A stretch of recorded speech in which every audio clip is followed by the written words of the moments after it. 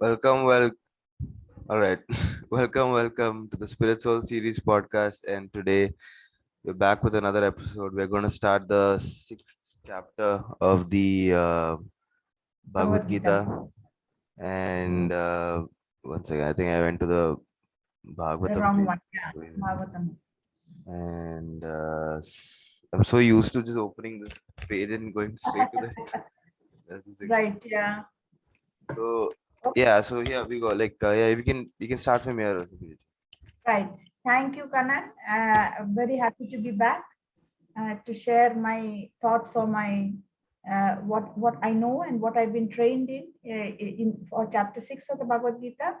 Hare Krishna and Jai Srila Prabhupada. So, chapter 6 in the Bhagavad Gita is going to start on a completely different topic, which Krishna has only hinted at towards the end of the previous chapter, that's chapter 5. Hmm. So, the title here is Dhyana Yoga. It's sometimes also called Ashtanga Yoga. And for us, common folks, in common parlance or language, we hear this Hatha Yoga being bandied around. It's very popular in the West.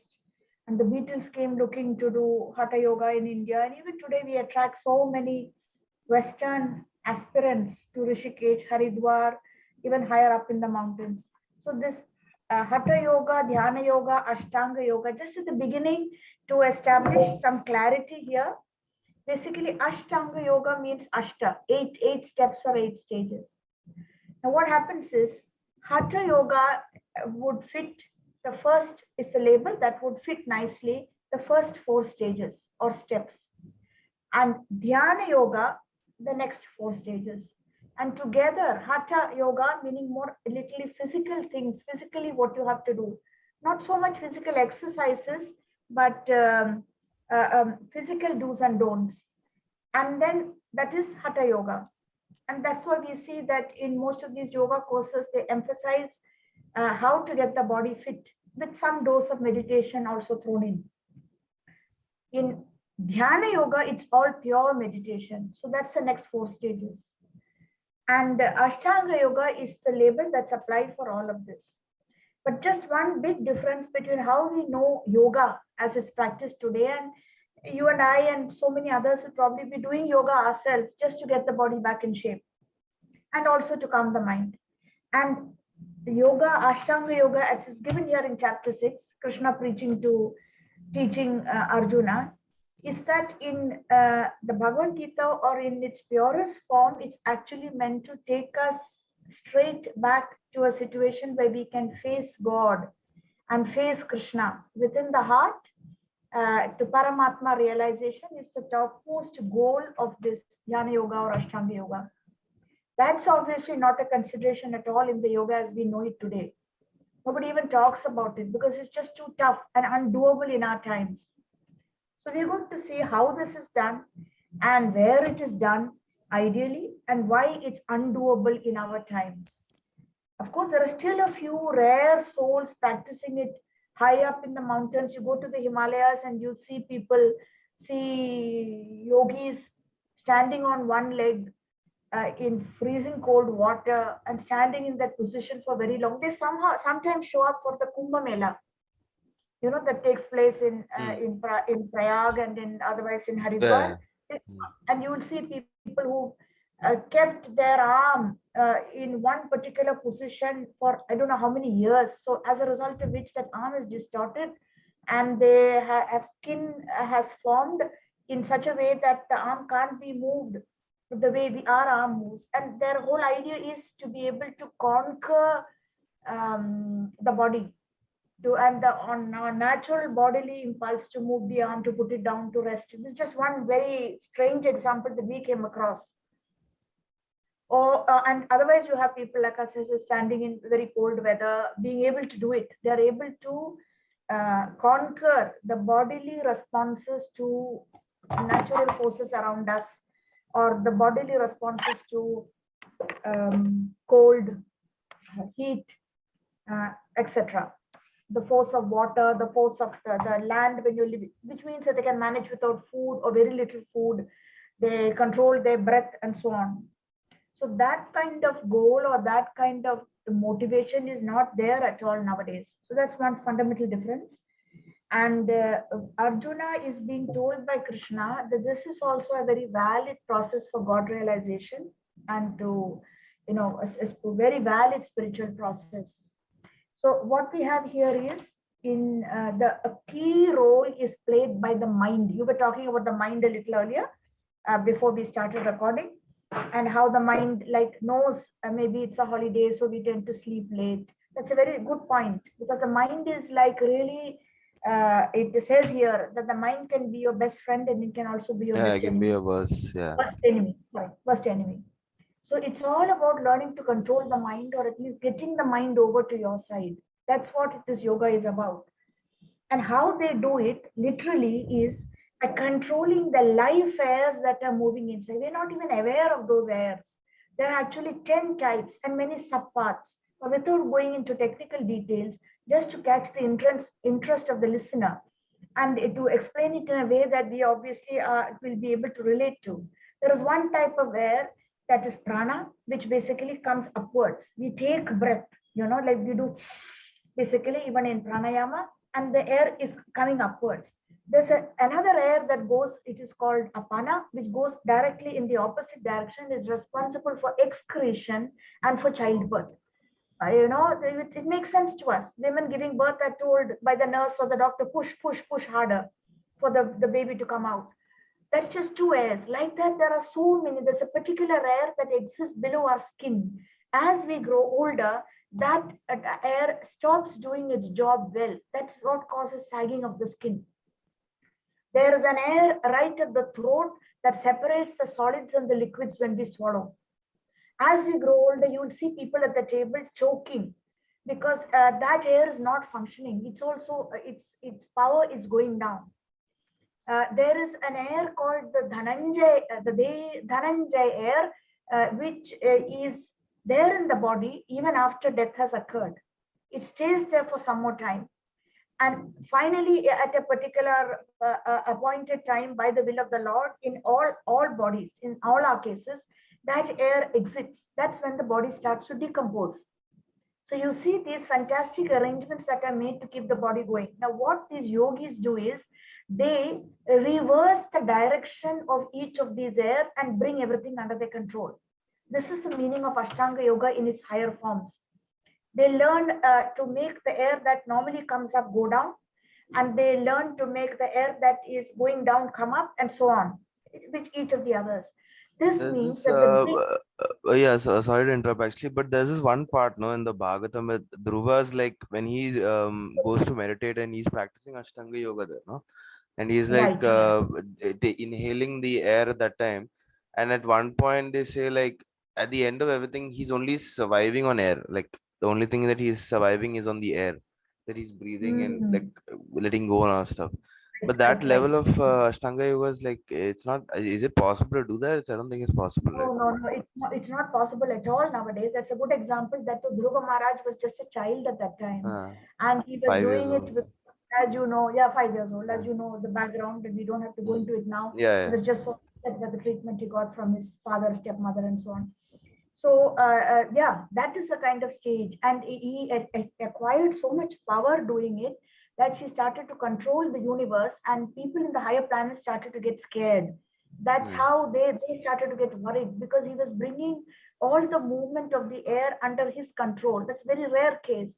Now, what the yogi does is to do that within himself, so that he acquires, like as I said, if there is the prana air that normally comes up, he makes it somehow go down, and the apana air that pushes out in excretion and childbirth, he is able to somehow will it to come up by sheer mind control. And like this, when he does that with all the airs inside the body, he is able to achieve a state of equilibrium where everything is very quiet and calm inside. In that state of mind or state of being, he is able to see the Paramatma or the super soul, meet the super soul very clearly within himself. And to take things even further, having met the Paramatma or having got Paramatma realization, by this time he is so advanced that he desires to exit his body at a time that he selects.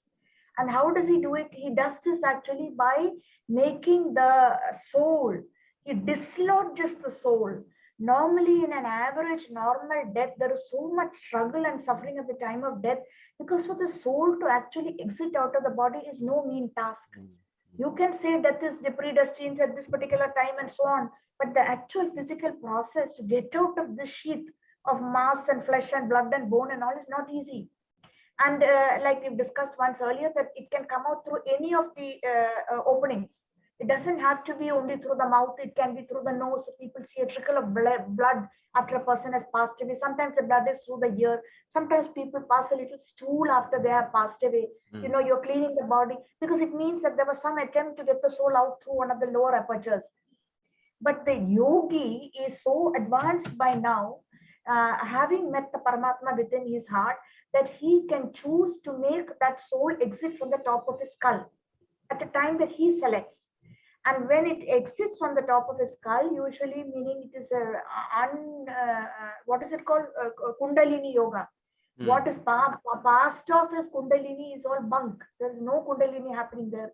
Kundalini in reality means like this, that it rises across the six chakras, and the soul exits on the top of the skull, and that mm. whole physical process and energy required can set off a fire in the surrounding area.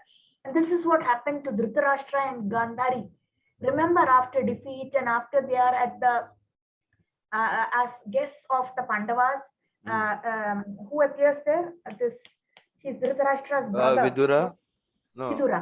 Yeah, Vidura, yeah, no, yeah, yeah. yeah. It's Vidura. Mm.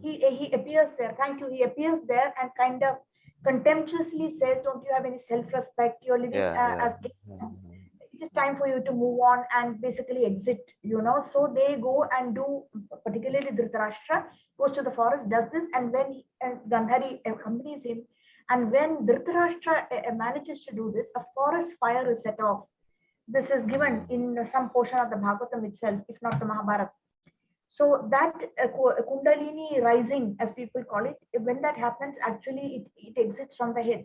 And where does that yogi want his next destination to be? He likes to go to one of those higher planets called Janarloka, Mahaloka, Tapaloka. To do what?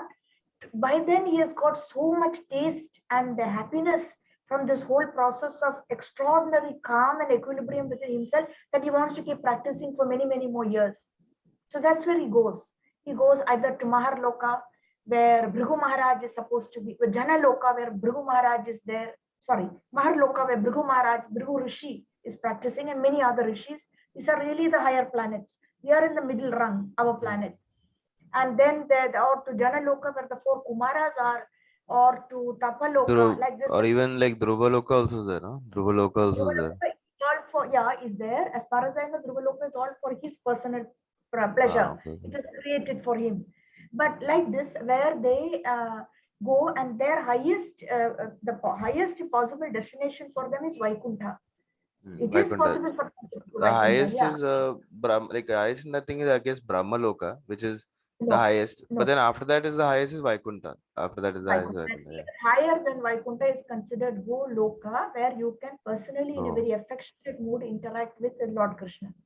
Vaikuntha still means there is awe and reverence and respect and a certain formality, and certain souls desire that, and if they are so qualified and have struggled for lifetime, they get there. There is Vishnu there, but and you can serve Vishnu, but it is a very formal mood. So for devotees who are already interacting with Krishna or aspire to interact with Krishna, before pure devotees, they are not satisfied. Vaikuntha restricts their style, it cramps their style, so they want to go even higher, and that is how they aim or aspire for Goloka Vrindavan, as it's called. But so for this yogi, his taste lies in a different direction. Remember, the one real flaw with Dhyana Yoga or Ashtanga Yoga is it's a mystical process, it's not a devotional process at all. So if it's a mystical process, it is not, it is a cold process compared to devotional process where the heart is warm and affectionate and the heart melts. Here, if anything, in the real struggle to bring the senses under control and the 10 airs inside the body, and to achieve this and to achieve that, the heart becomes very hard. It becomes, because that is the only way you can do phenomenally difficult things, like standing on one leg for 5 years in cold water, or not raising your hand at all. I remember when we met these guys in the Kumbh Mela, one of our ISKCON people asked them, "But what is the purpose?" What do you get by just keeping your hand like this for 20 years or 18 years, such that it is not even like not having a handle at all. There is folds of skin that have formed between this wrist and the shoulder, because something very strange is, what is the purpose? Well, for this yogi, he's developed so much taste that he's able to override the laws of nature. That is the pleasure they get.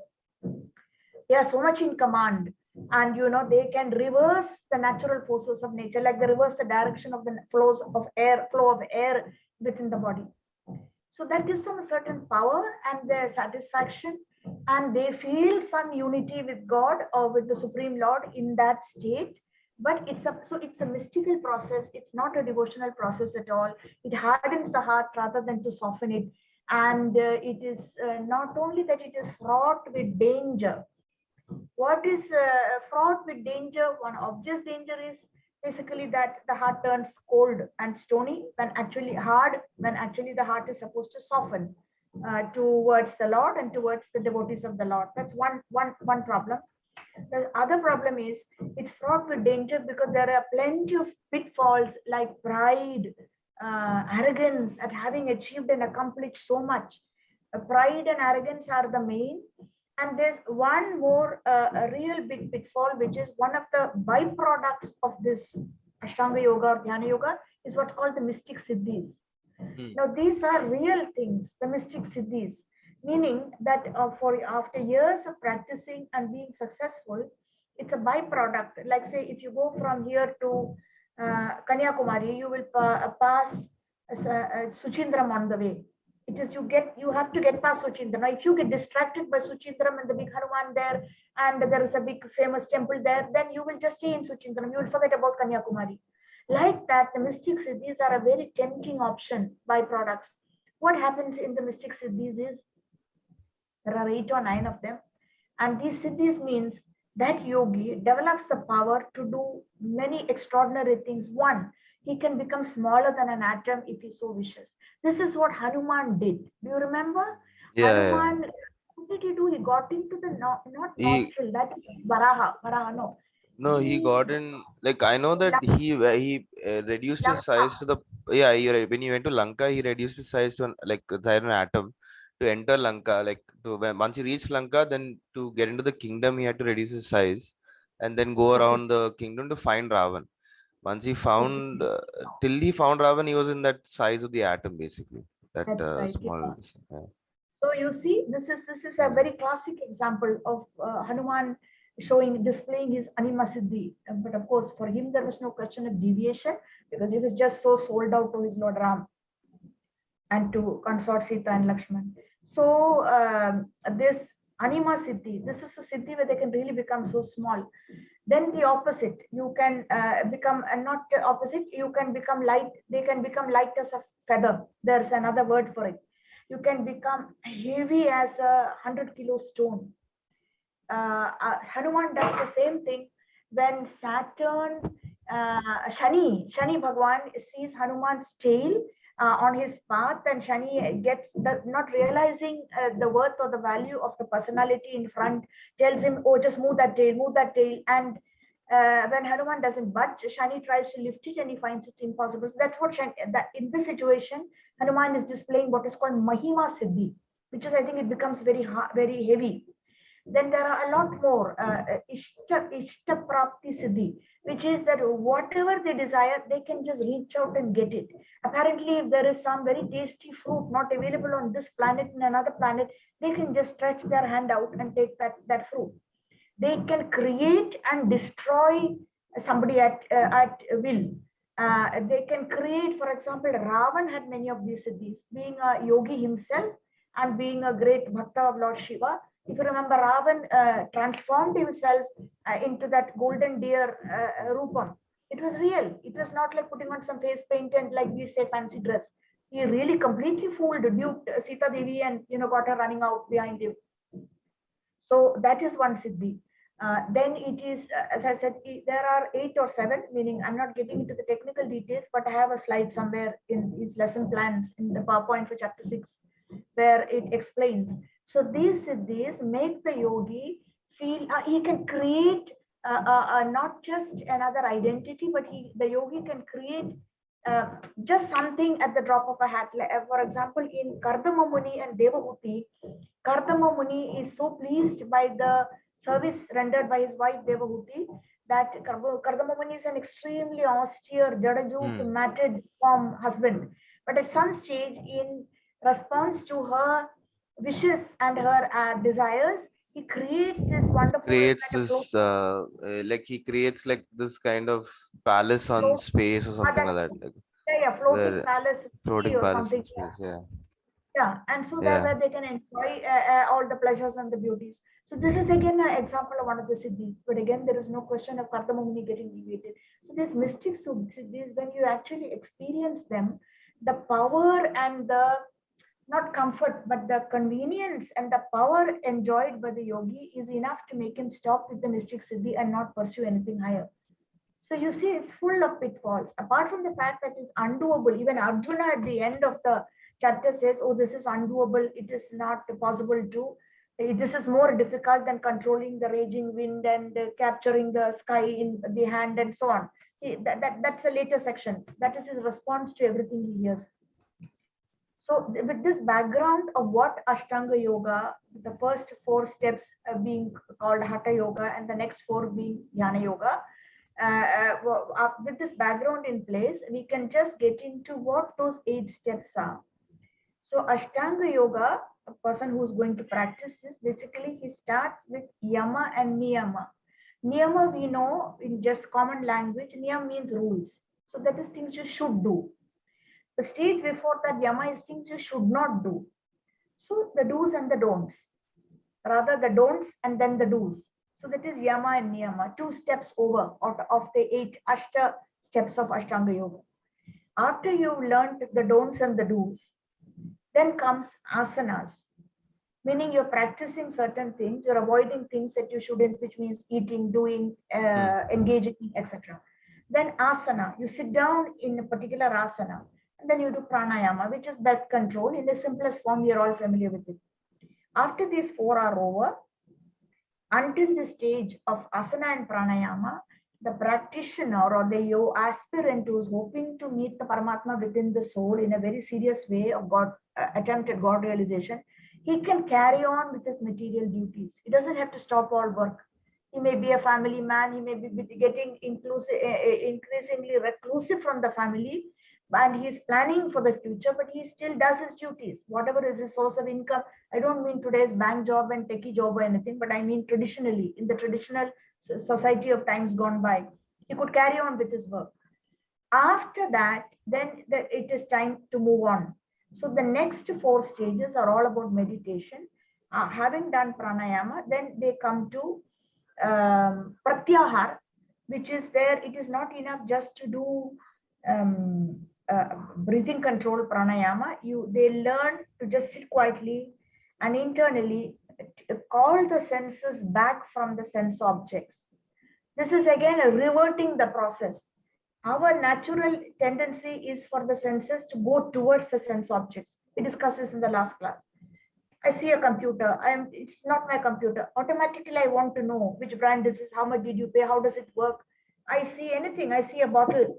Mind starts suggesting this is too big for my bag, so I bought another steel. So that is the nature. The senses, eyes in this case, go automatically towards the objects that are going to stimulate.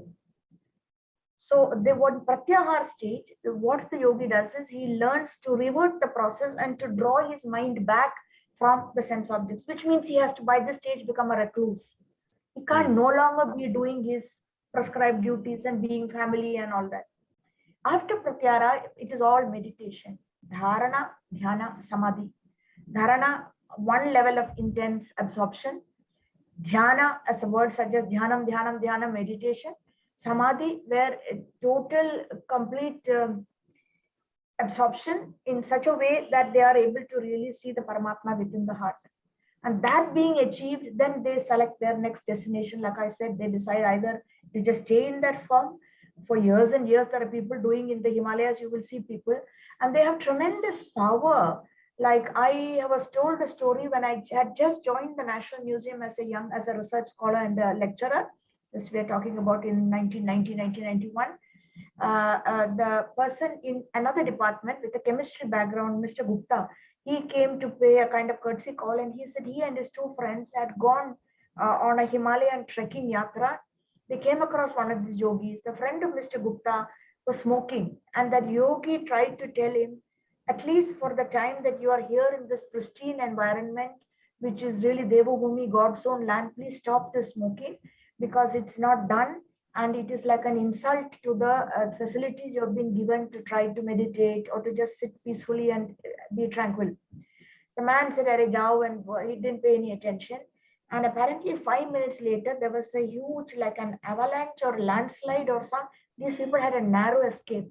These three were buried under land and some cold, maybe snow, and then they were rescued. So the person who had been smoking got a major shake-up. Not only that he left smoking, but for us, the moral to take out of this is that that yogi had acquired certain powers to make things happen. Or then when you associate with these kind of people, if you annoy them, their wrath, their anger is terrible. That's what had happened. They have been given certain powers. They have earned it. Okay, so we are talking of how the mystic siddhis are a major, these powers are a major distraction, and normally Ashtanga Yoga goes through these 8 stages.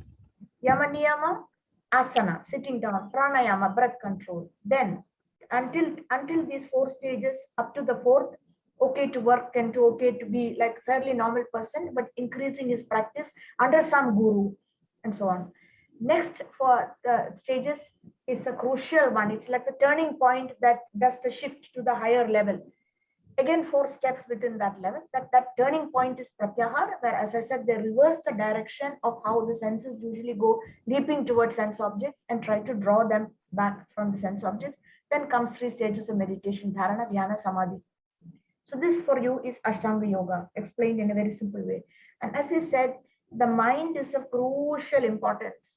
All stages of spiritual life, and even in material life, one understands that the mind has to be tamed. Then we have understood a lot as to how we are able to do it, to what extent we are successful. That's a different matter. At least we can see how the mind is misleading us, because the mind is constantly throwing up suggestions unless you have tamed it. It is telling you, eat this, taste this, that's there, maybe you're hungry, and actually it maybe you may be eating things that you are no longer able to digest because it's very late, or you already had a full meal. So just simple things like this. And also how the mind can throw us into utter confusion and delusion if we are not following a devotional process, if we have not linked up with the Lord, and we are not hearing, chanting, understanding regularly. It can completely delude us into believing something is when it is not. Completely, you've seen people. I've given the example even earlier of, I like some of these biographies of to see how, and it's something I mentioned even earlier. What comes to mind is the last Tsar of Russia. His wife was single-handedly, practically responsible for the complete downfall of Russia. It was again developing over certain years and decades. The decadence and the waste and the unjust division in society of the very wealthy and the others. But to the extent that she got completely fooled by Rasputin, and it is not as if he was her lover, then one could still understand that the smoke of romance and involvement had blinded her, but he was not. She was a strict Catholic prude. So it was, but she just believed him to be some kind of great messiah, and he was the worst type of scoundrel. So much evidence is brought before her. The way he was fooling around in every area of life, she didn't believe anything. So this is a classic case of how her own mind completely duped her. I mean, she was devout after a fashion, in a sense, but they didn't know anything about mind control and how the mind can mislead you, and how the Paramatma within the heart, we have to make friends so that he can That work. that actually is there even in like our own, like even in my own life. Like I remember, like before I got into like Yeah. like reading the Bhagavatam or devotional literature, no, I used to be like, whenever there was some kind of when I used to feel happy, I used to be like really happy, and I used to be really sad, I used to be like really sad. There was no like middle ground. There was just like different extremes of feelings. So now I think what happens when you start reading literature, that you start realizing that even your, like, even the happiness that you get is also temporary, and the things that you also get is temporary. So there's like that balance that comes after some point, you know. But it's As I important, think as you said, it's important, as you said, like, to keep maintaining it. Like, you have to keep reading, and you have to keep watching like chanting, and you have to it. keep doing things like that to make sure that that is there consistently. Because if you stop it at any point, then it'll also go, you know. Correct. So And like you pointed out, I think it was in the last class or the class before that, how Lord Shiva shows such detachment and calmness of mind when he is being taunted and mm, ridiculed by his father-in-law Daksha. He is not affected because he is constantly in another state, right? mm, So a state of mind. So it's of course we cannot become Lord Shivas, but the yeah, Bhagavatam particularly is full yeah, of these characters, no? They're full of these characters that there are illustrations of whatever is taught in the Bhagavad Gita. It is illustrated and displayed for you in the pastimes of the Bhagavatam. That's like a great thing. So here in Dhyana Yoga, we can, I think, straight away go to the verse about the mind. There are two verses that talk directly about how the mind is. Yeah, it's verse 5 and verse 6. okay. Yeah, both the translation and the purport or the commentary, both are very useful. That's right, verse 5. You can go to, you would you like to read the translation first? Yeah, yeah. So the fifth verse is, one must deliver himself with the help of his mind and not degrade himself. The mind is the friend of the conditioned soul and his enemy as well. Ah, okay, so this is what you are. Mhm. Now, yeah, something here that comes up in the purport is the word Atma. Normally, we think it's the soul, but in the scriptures, in spiritual literature, according to the context, it can mind mean not only the soul, but it could mean the mind and the body also, depending on different circumstances. In the yoga system, the mind and the soul, the conditioned soul, are equally important. It says here, since the mind is the central point of yoga practice, Atma here refers to the mind. The purpose of the yoga system is to control the mind and to draw it away from attachment to sense objects. It's stressed herein that the mind must be so trained that it can deliver the conditioned soul from the mire of nescience. In material existence, one is influenced, subjected to the mind senses. In fact, the pure soul is entangled in the material world. Pure soul meaning not a pure devotee, but an originally pure soul. Gets entangled in the material world because the mind is involved with the false ego which desires to lord it over material nature. Therefore, the mind should be trained so that it will not be attracted by the glitter of material nature, and in this way, the conditioned soul may be saved. One should not degrade oneself by attraction to sense objects. The more one is attracted to sense objects, the more one becomes entangled. And the best way to disentangle oneself is to engage the mind in Krishna consciousness. In other words, meaning to use everything in the service of the Lord. But here, there's a very interesting definition of what renunciation actually is given. It comes a little later. Okay, for now, we won't get into the specific verse because it comes only in verse 10 in the purport. But just because if you have to give up sense objects, then one must have a very clear definition of renunciation. Because you will see spiritual practitioners like the impersonalists, what they do is they completely suppress the senses and do tyagam. They give up all kinds of sense pleasure. Now, so they won't eat food properly. They won't eat, even if it is something offered to the Lord Prasadam, they will say, no, no, we don't want. We are going to starve or half starve. Or they won't worship the Lord because for them, even that is something sinful to see such so much beauty and alankaram. And so that is impersonal. And it is they will not use modern facilities like the computer or the plane to get from here to there or to convey even the message of the Lord. In fact, ISKCON is often criticized that why are our sannyasis flying by plane? They should be walking or going by bullock cart. Some of them do this bullock cart padayatra. That's different. That's a whole separate section of ISKCON.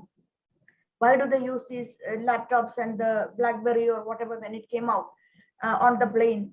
But that is based, this kind of arguments or this criticism is based on a very faulty understanding of what renunciation is. Now, the point is, the crux of this is, if we really believe that everything is given by the Supreme Lord and it originally belongs to Him, is given to us temporarily so that we can do our stuff in this lifetime and go away somewhere, either back here or go further, then where is the question of renunciation?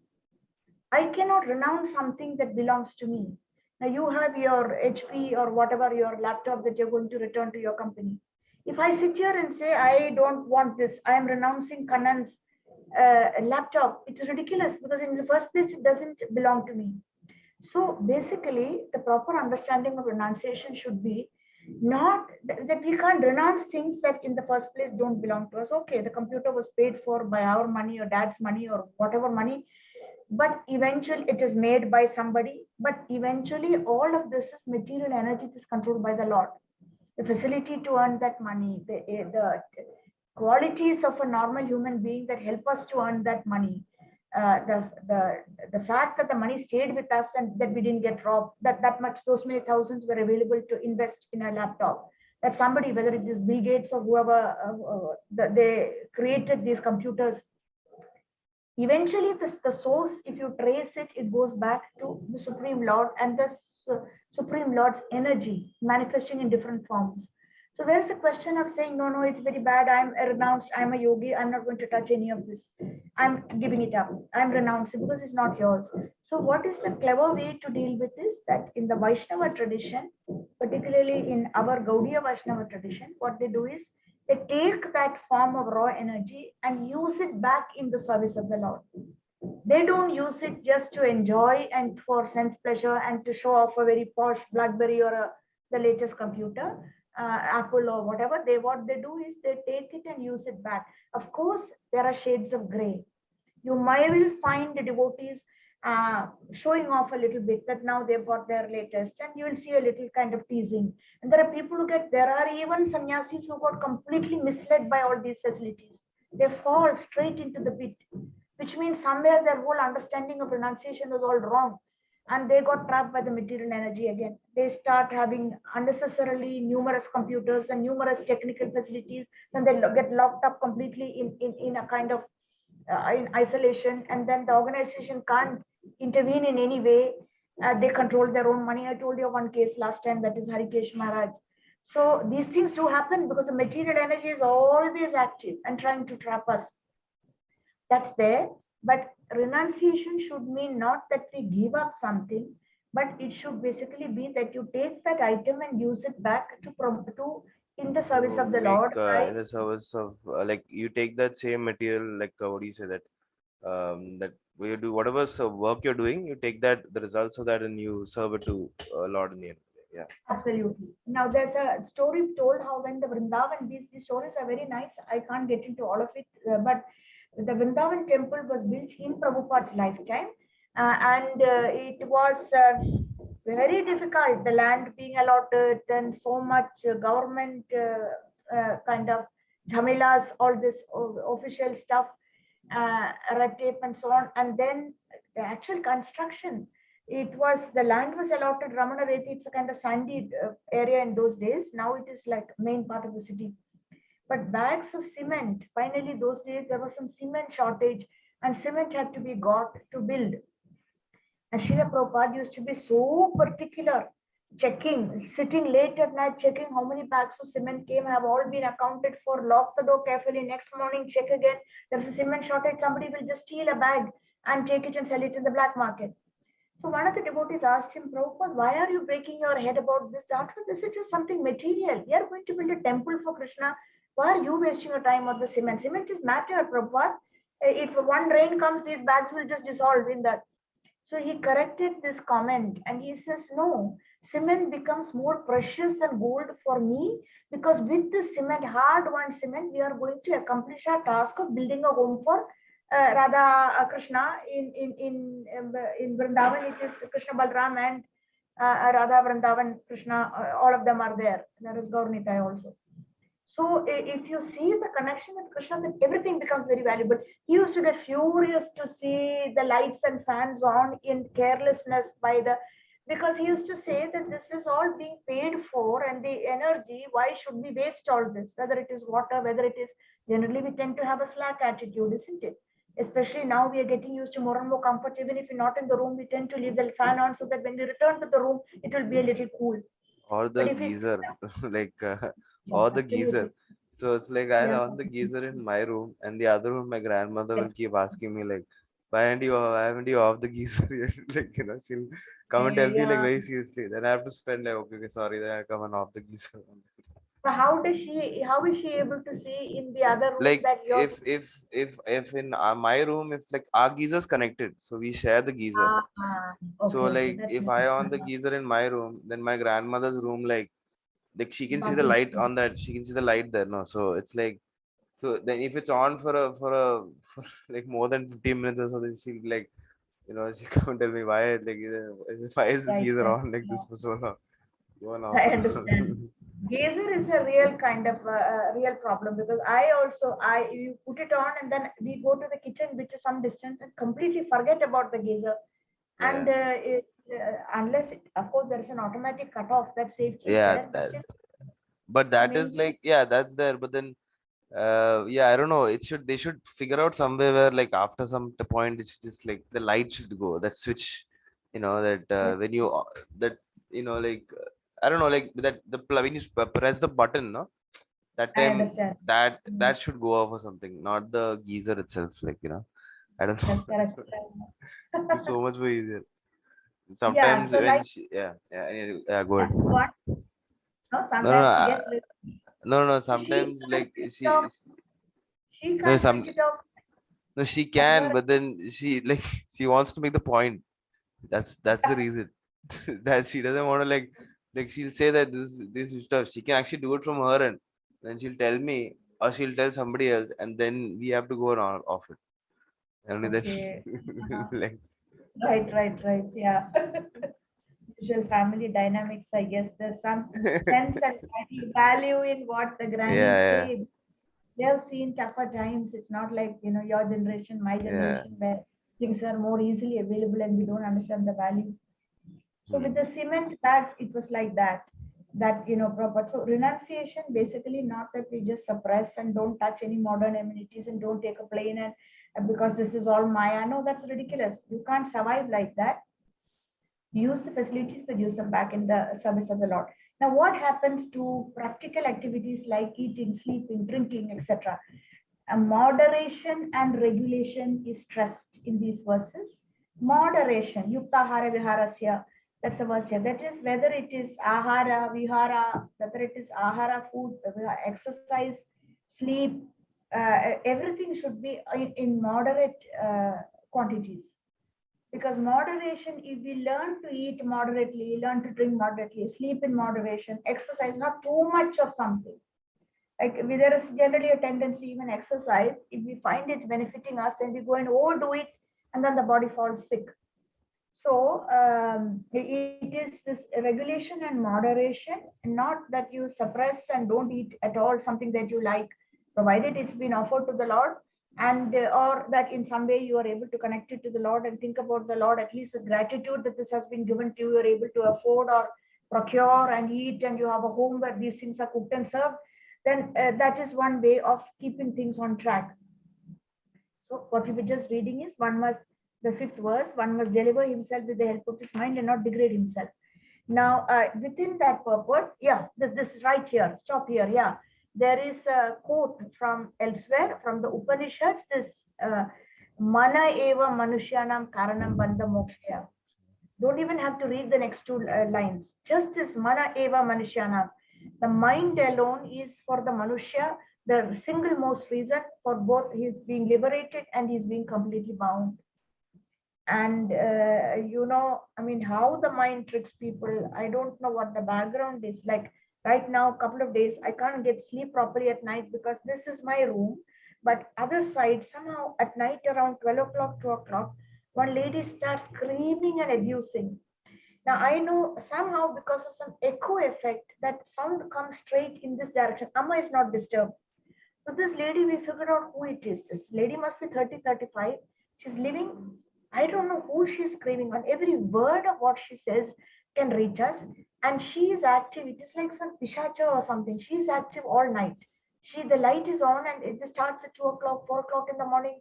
I have learned to reduce the problem by putting the sliding glass door. Usually I keep the net so that some fresh air will come. Now the glass door, if I slide it and lock it, then the sound is reduced. But it's not just what she's screaming, there is never any response. It's not a dialogue.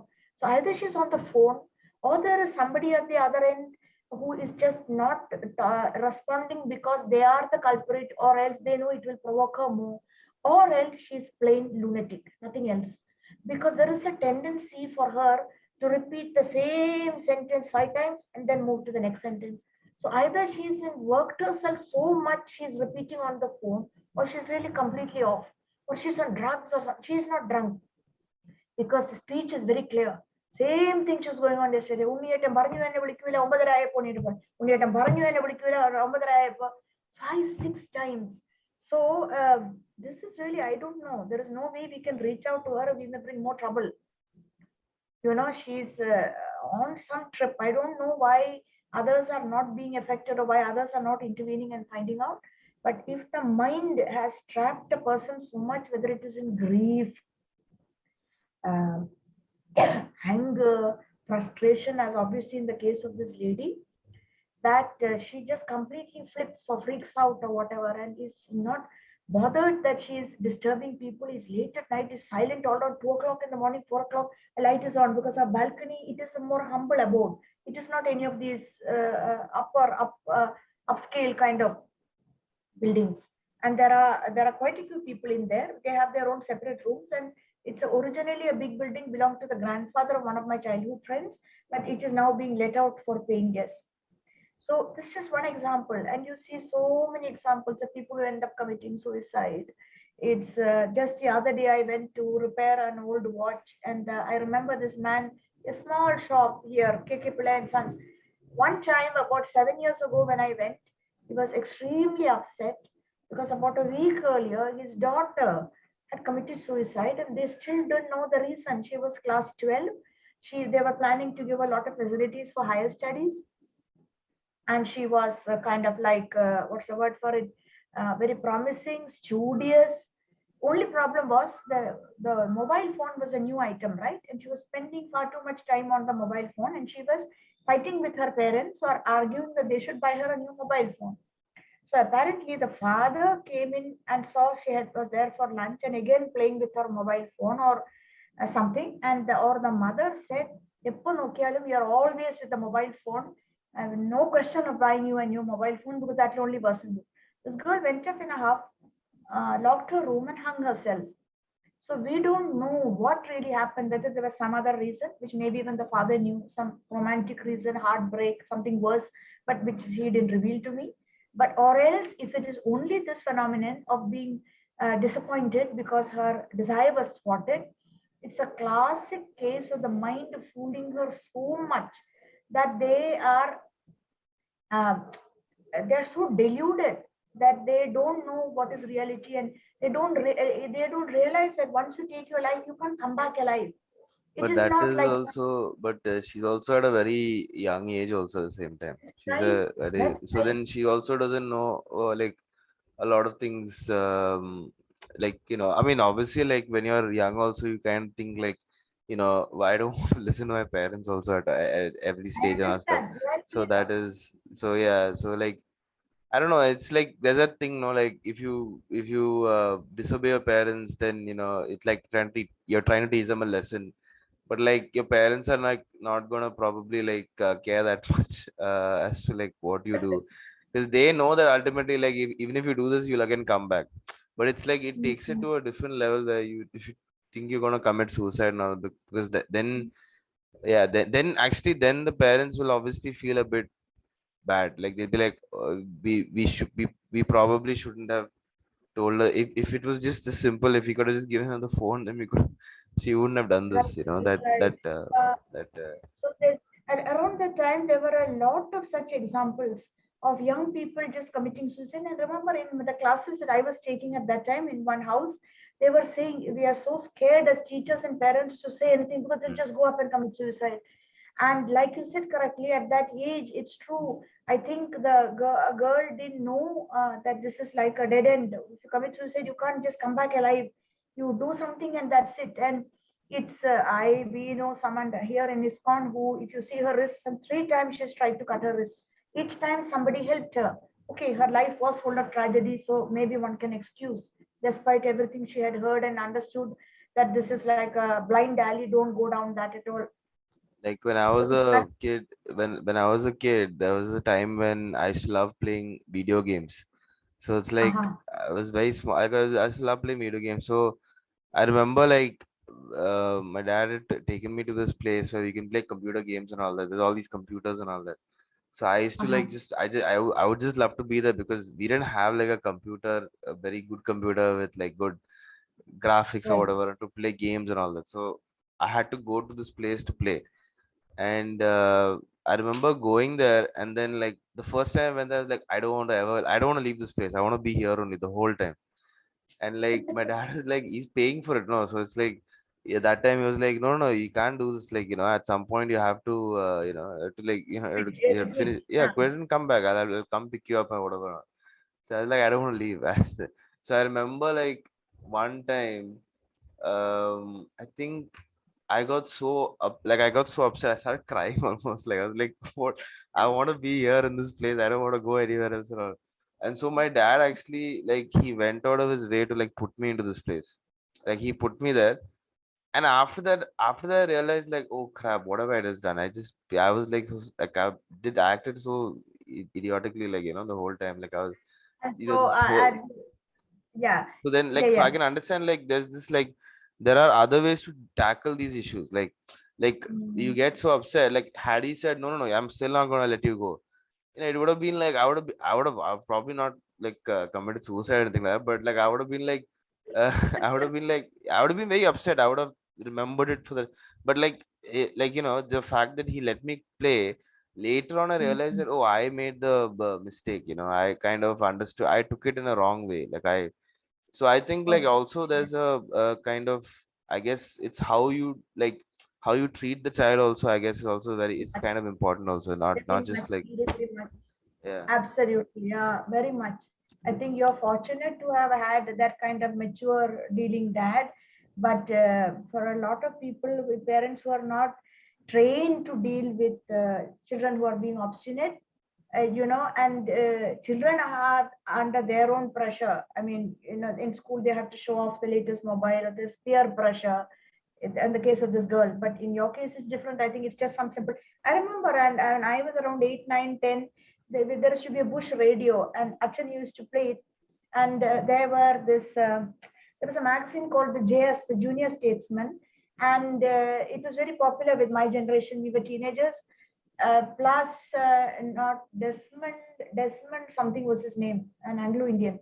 But not only that, there was also a music channel on the radio where we could send in requests and they would play our favorites like the Abbas and Paul McCartney and Cliff Richard and so on. You could send requests in somebody's name and they would even call that out. And so when those songs came, I would like to turn up the volume. And my father would say, it's too loud, too loud. We are in flats in the railway colony in Calcutta. There's a flat across opposite, and he would come and reduce it. And I got so furious. I'm not sure why. I just turned off the radio and went off. And I remember my dad calling my mother and saying, just look at her behavior. I didn't ask her to stop, but just to reduce it, that she didn't like. So when we are thwarted, our wishes, unless we learn, even when we are older, we may have these same feelings, but at least we learn to cover it, or we learn to restrain our reaction and response. And so the mind, it all really comes back to how much information you have about the mind, how the mind can be your best friend or the mind can be your worst enemy. Now, for a person who's actually already gone quite far on this proper Ashtanga yoga and maybe come up to Pratyahar. Remember what Pratyahar was? You're beyond just do's and don'ts and sitting postures, asanas, and breathing exercises, and you're on to pratyahara, which means you revert the direction, natural pull of the senses towards the sense objects, and you pull them away. You restrain. So such a person, two verses are given here as an apt description of a person who's really got up to pratyahara, which is that he will see no difference between stones or pebbles and gold. For him, there's a verse here that is speaking about this. Let me just find this verse for you.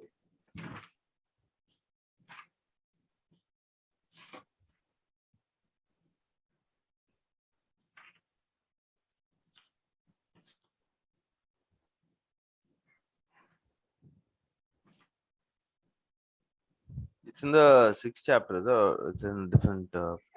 It's in the sixth chapter only. It's talking about.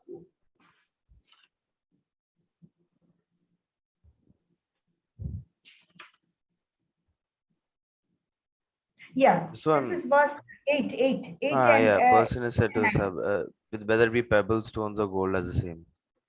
Yeah, so this is very rare to be able to see no difference between stones and gold. A natural tendency is, to be attracted by the glitter of gold, its sheer money value, and so on. So for this person, it's all just dull matter. So this is one level of advancement, and clearly the person is already at pratyahara level. That is why his senses are not directly leaping towards the gold and saying, "Stone I don't want, but gold I want." He is already at pratyahara level. This verse 6 is talking about. Sorry, what is that verse?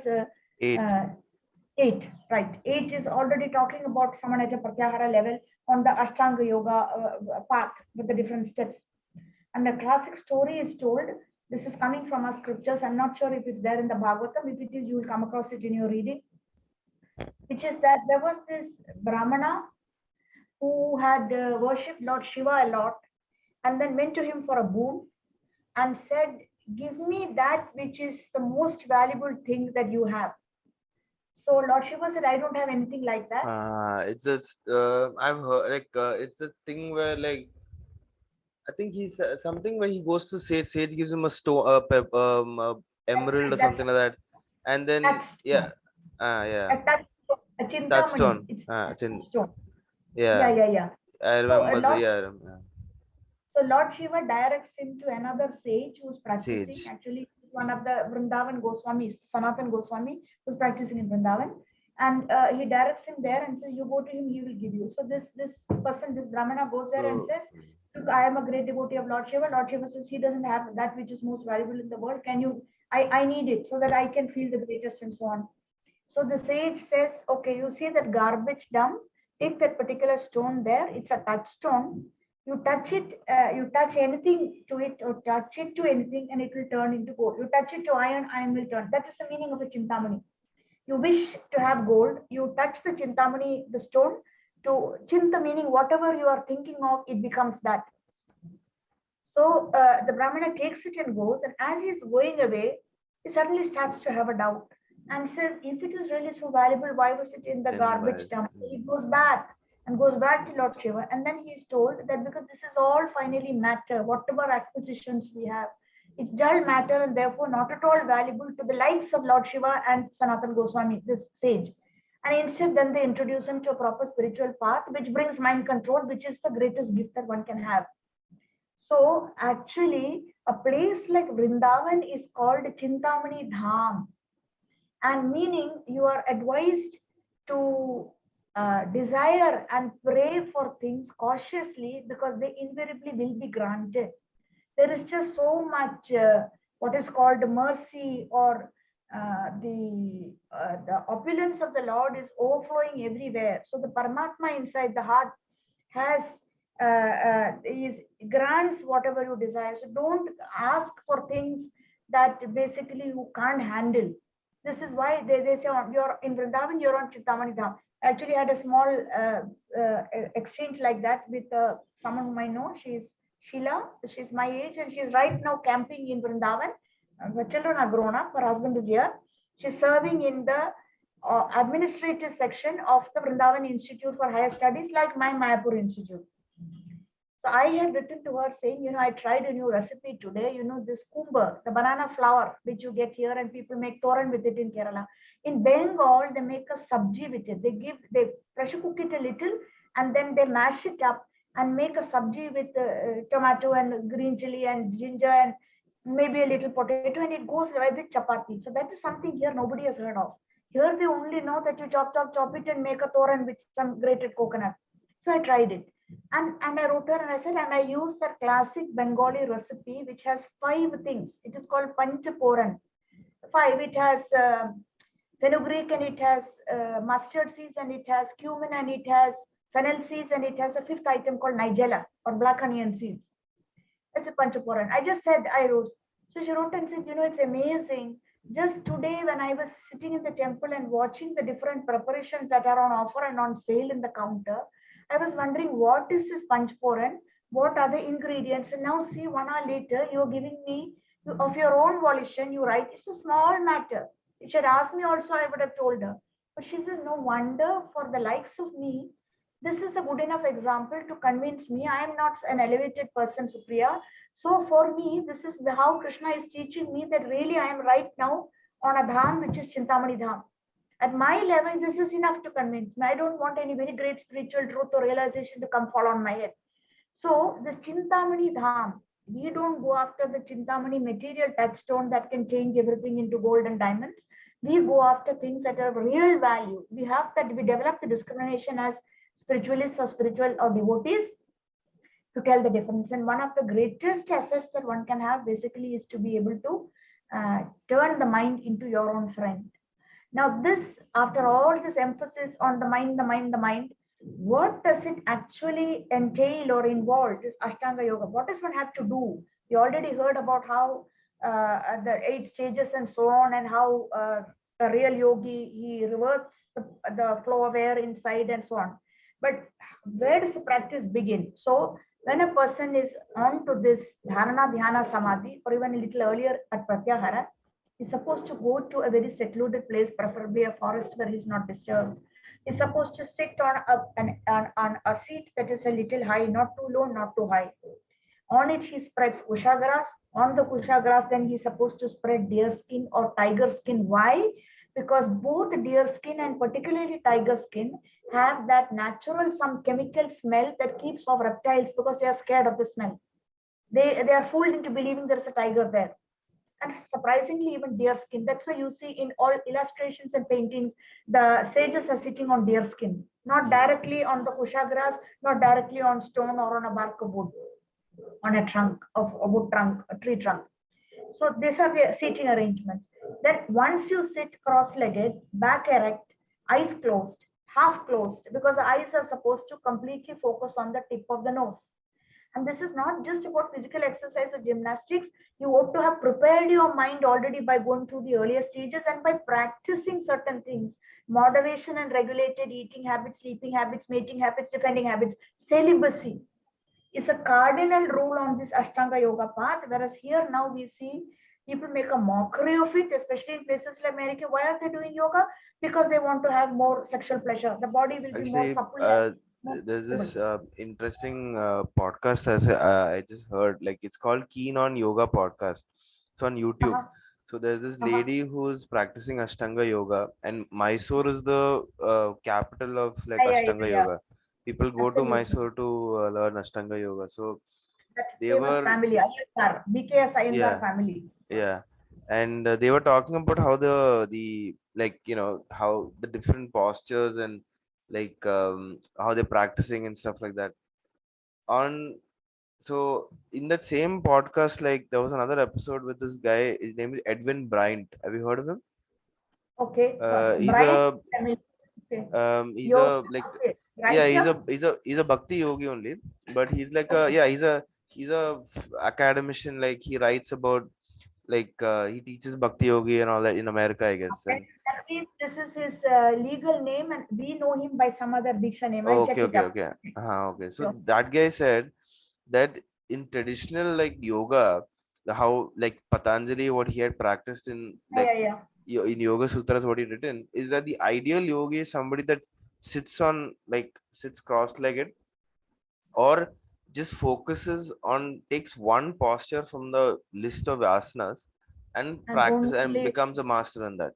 But mm, in when if you listen to people who are learning Ashtanga yoga or like this thing, it's mm, mostly about the posture they're learning. They're learning about a lot of different postures. So right. whereas in the even like what Patanjali had said, who had written the Yoga Sutras, he had also said Uh-huh. that it's important to take one the reason why there are different asanas is because people will have different ways of trying to practice it, right? Some people like to bend their arms backwards and like lie down like that, and that's one asana. Then some Right. people like a warrior kind of pose or whatever. Some people like an elephant type of pose, something, whatever it is. But people like Right. different asanas. But the idea is that you take one asana and practice and master that. That is Mm, that's why, like, in when you hear the descriptions of Dhruva, not Dhruva, sorry, like Hiranyakashipu, let's say, for example, when he's doing his austerities and all that tapasya, when he does towards the end, he's meditating, but then after a point, no, he's like, for they say for thousands of years, he's just doing one pose, and he's like, his leg is, right. he's standing up, one leg is covering the other leg, and he just like with his hands. That's one asana only. And then So Dhruv Maharaj also did that. Dhruva is the Dhruv, forest. Dhruv also did that.